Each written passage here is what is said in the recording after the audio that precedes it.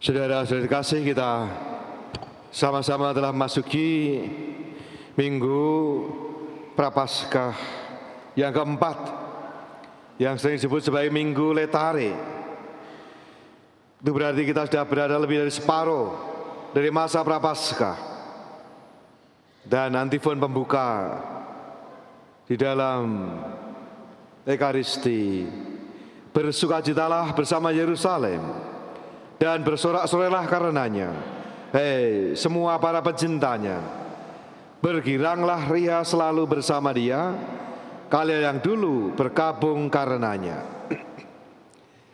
Suasana sukacita, kegembiraan itulah yang diharapkan kalau kita bersama-sama telah boleh menyiapkan hati dan budi untuk membawa semangat pertobatan sehingga kita siap untuk menerima kasih karunia Tuhan yang akan kita rayakan puncak iman kita dalam perayaan Paskah.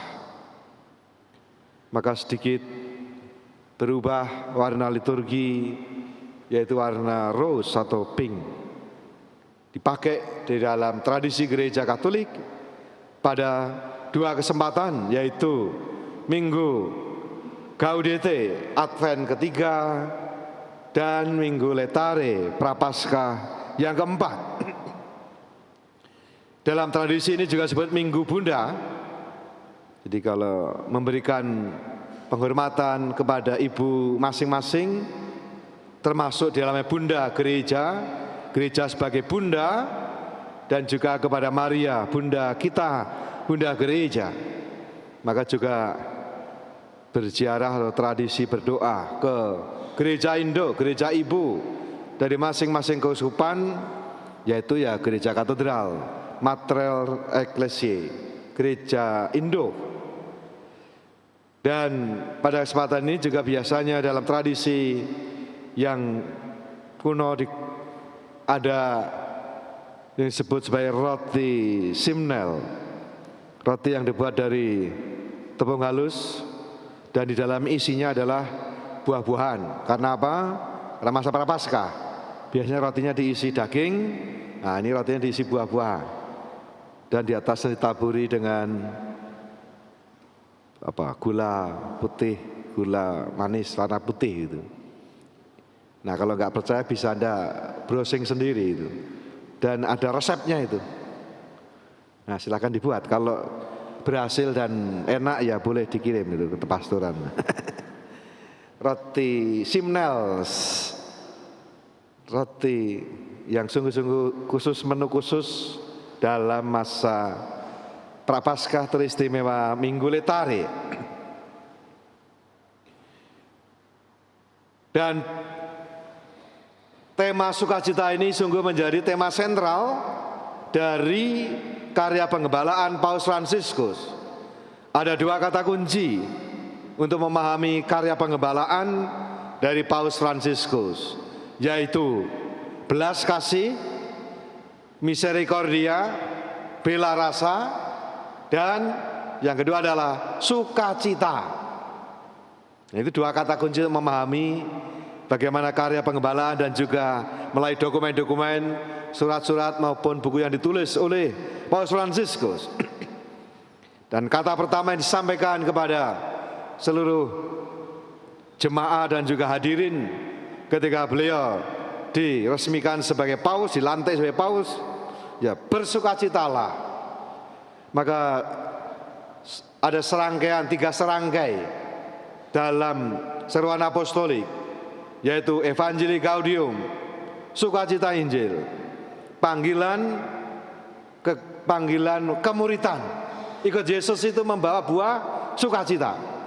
Dan kalimat pertama, alinea pertama adalah bahwa kalau kita sungguh mengalami perjumpaan pribadi dengan Yesus yang sejati, maka buahnya adalah sukacita dan pembaruan hidup. Nah itu ukurannya. Pembaruan hidup dari waktu ke waktu, pertobatan bahasa lainnya, dan juga sukacita. Demikian juga yang kedua adalah Gaudete et exsultate, bersukacitalah dan bergembiralah. Itu panggilan kekudusan dalam zaman ini. yang berlaku untuk kita semua tanpa kecuali. Dan ditunjukkan oleh Paus Fransiskus bahwa kekudusan itu ada dalam jangkauan kita, bukan sesuatu yang non jauh di sana. Bahwa kekudusan mulai dengan hal-hal sederhana, hal yang sehari-hari. Maka dikatakan bukan pada apanya, tapi pada bagaimananya. Dan bagaimananya adalah seberapa besar kasih yang kita berikan dalam tindakan sekecil apapun yang kita lakukan. Itu yang memberi bobot dari apa yang kita lakukan. Dan yang ketiga adalah panggilan kekudusan hidup berkeluarga, amoris laetitia, sukacita kasih. Jadi kalau hidup berkeluarga sungguh-sungguh dihayati dengan benar dalam kasih seperti diajarkan Yesus, maka buahnya adalah sukacita. Nah, pertanyaannya, yang memilih cara hidup berkeluarga, ada sukacita tidak? Kalau nggak ada, ya ada yang salah ini. Nah gitu, cara pandangnya. Ikut Yesus malah nggak ada sukacita, ada yang salah. Jangan-jangan kita salah pilih, salah jalan, salah kamar ini. Atau sudah benar pilihannya, sudah benar jalannya, tapi kita salah menghayatinya. Jadi nggak ada sukacita juga. Kalau sungguh-sungguh kita menghayati panggilan hidup kita murid Yesus, maka ada sukacita. Dan sumber dari sukacita kita itu adalah bagaimana pengalaman akan kasih Allah dalam hidup kita, sebagaimana disampaikan oleh Yohanes dalam Injil tadi. Inilah rangkuman, inilah narasi besar kekristenan itu. Kristianitas itu dirumuskan dalam satu kalimat yang tadi kita dengarkan bersama dalam Injil. Begitu besar kasih Allah akan dunia ini, sehingga Ia telah mengaruniakan anaknya yang tunggal, supaya setiap orang yang percaya kepadanya tidak binasa, melainkan beroleh hidup yang kekal. Itu narasi besarnya kekristenan itu, intinya begitu. Jadi ini yang diwartakan, pengalaman bahwa Allah itu yang begitu besar kasihnya dan dialami. Dan kalau dialami, mengalami kasih itu, maka sungguh menggerakkan orang untuk membarui diri terus menerus, sebagaimana dikatakan di dalam Evangelii Gaudium oleh Paus Fransiskus. Saudara terkasih, kalau beberapa waktu yang lalu kita melihat ya, minggu pertama, bagaimana perjumpaan dengan Tuhan itu diharapkan terjadi. Yang pertama adalah di mana itu? Di padang gurun. Masih ingat? Ini review dikit ya. Minggu kedua di mana? Di gunung. Yesus ngajak Petrus, Yakobus, Yohanes ke puncak gunung dan melihat di situ Yesus dimuliakan di depan mata mereka bersama Musa juga di gunung. Di mana Musa? Gunung Sinai. Dan juga Elia di gunung Karmel, di gunung. Yang ketiga, kemarin di mana? Yang dibalikkan kembali oleh Yesus supaya benar, di bait Allah. Di bait Allah mestinya ketemu dengan Tuhan, bukan di tempat jualan, tempat sarang penyamun, kan begitu kemarin. Masih ingat minggu lalu? Jangan-jangan udah lupa, baru minggu lalu. Dan hari ini adalah, kalau dari soal waktu adalah malam hari. Malam hari dan juga dalam perjumpaan dan percakapan. Nah ini yang menarik. 3 langkah ini. Dari bahasa Inggris supaya agak jelas bahasa Inggrisnya nanti. Conversation, perjumpaan percakapan. Dari percakapan menjadi conversion, pertobatan pembaruan, dan menjadi confession, pengakuan. Pengakuan bisa berdua, pengakuan iman akan siapa Yesus, dan juga pengakuan akan segala dosa kekurangan kita. Jadi kalau kita benar-benar itu dari conversation ke ke conversion, ke confession. Ya. Nah, percakapan kita sehari itu apakah membawa kita sampai pada sebuah pembaruan, bahkan sampai pada sebuah pengakuan iman. Itu yang harus menjadi pertanyaan kita selama masa prapaskah ini. Maka ada ungkapan, orang-orang yang remeh-temeh itu ngomongin siapa? Ngomongin orang lain. Siapa? Ngomongin orang berarti ini dikatakan small people. Average people, orang rata-rata kebanyakan ngomongin soal peristiwa. Ada apa.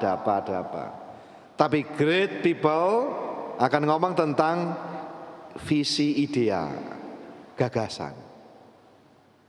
Lebih tinggi lagi, percakapan rohani membuat orang semakin mengalami Tuhan. Nah itu, Anda kalau ngomong bahannya apa itu? Ngomongin orang lain, ngomongin peristiwa, ngomongin gagasan, nah pas sampai juga ngomongin Tuhan. Nah itu, kalau kita sungguh-sungguh sampai ke situ, dalam pembicaraan biasa seperti Yesus, sampai pada orang pengakuan iman. Iman akan apa? Ya gambarkannya. Nah gambaran iman Kristiani kita tentang Allah itu siapa? Paus Fransiskus mengatakan nama lain, wajah lain dari Allah dalam diri Yesus adalah belas kasih. Misericordia adalah bela rasa. Itulah wajah Allah yang ditampilkan oleh Yesus pada kita semua dan tadi ditegaskan juga oleh Yesus melalui Injil Yohanes. Bahwa Allah itu sayang pada umatnya, bahwa terdorong oleh kasih karya yang besar, dan begitu besar kasih Allah akan dunia ini. Jadi pertama-tama pengalaman yang kita mohon sebagai orang Kristiani dan kita baharui dalam masa prapaskah ini adalah mengalami dicintai Tuhan. Nah, apakah Anda mengalami dikasihi Tuhan? Kalau kita nggak sampai pada dikasihi Tuhan, karena itulah sumbernya. Karena kita mengalami dikasihi oleh Tuhan, maka kita akhirnya juga apa? Dimampukan untuk mengasihi yang lain. Ini pemahaman Kristiani. Maka kalau orang dalam hidupnya tidak pernah mengalami kasih Tuhan melalui kasih orang tua, kasih orang-orang di sekitarnya, ya susah ngomong kasih itu. Dan itu yang dikatakan oleh Ibu Teresa Kalkuta. Merasa tidak diinginkan, tidak dikasihi, tidak diperhatikan, dilupakan. Inilah kelaparan yang lebih besar, kemiskinan yang lebih memprihatinkan daripada sekedar lapar karena tidak ada yang dimakan. Ini yang lebih parah nih. Ya nggak bisa makan itu ya masalah. Tapi bahwa orang lapar akan kasih, tidak pernah mengalami dicintai, diterima, itu penderitaan yang jauh lebih dahsyat. Ini yang mau diingatkan hari ini. Maka narasi besar Kristen adalah begitu besar kasih Allah akan dunia ini. Nah Anda ngalami tidak itu? Ngalami tidak itu? Silakan lihat dalam pengalaman hidup, apakah Anda mengalami itu? Dan dalam bacaan-bacaan ini digambarkan Tuhan menyayangi umatnya. Bagaimana itu menyayangi umatnya dalam perjanjian lama? Berulang-ulang mengirim pesan melalui utusannya. Berkali-kali sampai bahkan ada yang ditolak, ada yang dibunuh, ada yang disingkirkan. Tapi tetap Tuhan mengirimkan, mengingatkan terus kepada umatnya. Meskipun seringkali jawaban dan tanggapan umat itu yang kalau kita dengarkan dalam bacaan Injil, bacaan perjanjian lama dikatakan mereka tidak mendengarkan, bahkan tidak melihat, tapi malah memunggungi. Memunggungi itu kalau bahasa sana kan masih, kalau bahasa kita apa? Ini rada nggak sopan, tapi ya kalau bahasa kita yang paling apa? Memantatin gitu. Jadi sudah betul-betul nggak nganggap dan betul-betul Tuhan nggak dianggap itu. Bukan memunggungi, kalau bahasa Israel memunggungi. Kalau bahasa kita itu ya ya tadi rada-rada nggak sopan memantatin orang itu. Jadi sungguh-sungguh sikapnya buruk sekali. Maka dikabarkan bagaimana Tuhan juga sayang pada umatnya dengan cara mendidik dan menghajar umatnya itu dengan menggerakkan orang lain, Raja Babilonia, untuk membakar, memusnahkan, membawa budak, membuang mereka, supaya sadar. Enggak sadar juga. Maka dikatakan orang Israel itu bangsa yang tegar tengkuk, keras kepala, keras hati. Ya, jangan sampai kita harus begitu ya. Tuhan itu sayang pada kita, Tuhan itu sabar. Tapi ya kita jangan menganggap enteng Tuhan. Kadang-kala untuk menyadarkan kita, seperti masalah apa? Dibakar, dibuang, jadikan Buddha itu. Baru ingat ada Tuhan, nangis-nangis. Itu orang Israel. Lalu dikatakan bagaimana Tuhan menggerakkan hati Kores, Raja Persia, untuk membawa kembali umatnya. Dan lihatlah bahwa Tuhan itu sayang ya. Ingat baik-baik, Tuhan itu begitu kasih pada kita, pengasih, penyayang, panjang sabar, dan besar kasih setianya. Itu dalam Mazmur. Tapi jangan lalu kita memunggunginya. Jangan kita lalu memalingkan wajah kita daripadanya, menganggap enteng. Apa ya pertanyaannya ya? Banyak orang itu sadar pada Tuhan kalau apa? Kalau sakit baru ingat Tuhan. Kalau ada masalah dan musibah baru ingat Tuhan. Apa harus digituin gitu? Pertanyaan saya ya. Apa kita harus digituin baru ingat Tuhan? Jangan sampai gitu ya. Jangan sampai kita menjadi orang-orang yang tegar tengkuk, keras kepala, keras hati. Apa kita harus dihajar dengan berbagai macam situasi buruk baru kita ingat Tuhan? Nggak usah begitu ya.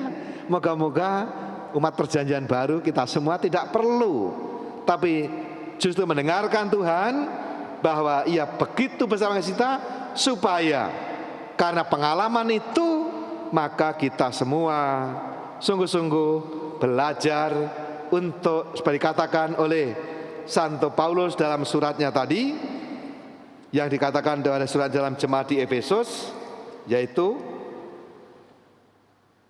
apa yang dikatakan Santo Paulus?